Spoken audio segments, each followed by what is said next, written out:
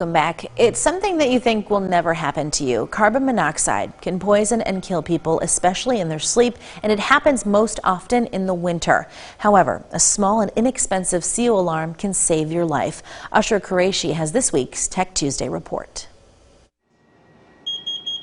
These 4 beeps mean it's time to get outside immediately. That signal, that is what's called a 4-temporal pattern is what we refer to it as. Inside the UL Solutions Research Laboratory just outside of Chicago, David Mills runs hundreds of tests on alarms that are critical to detecting poisonous CO gas before it kills. Because you can't see it, you can't smell it, and you can't taste it. Those 4 beeps mean the clock is ticking. Basically what you want to happen is the higher the concentration, the faster the alarm goes off. That's correct, because the effects of CO poisoning would be happening faster at the higher concentration versus at the lower concentration.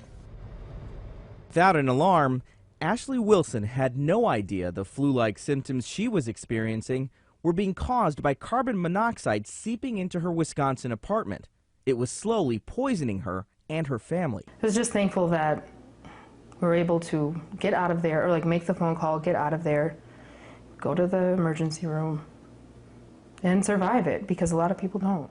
This colorless and odorless gas at high concentrations can knock a person out almost instantaneously and stop their breathing within a minute. Go. Body cam video from New York State shows us what poisoning looks like. Officers barely pulled his family to safety.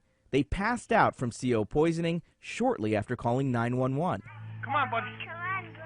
The only one left conscious, a toddler. Well, it would be completely preventable if we would put detection in indoor spaces, but we don't.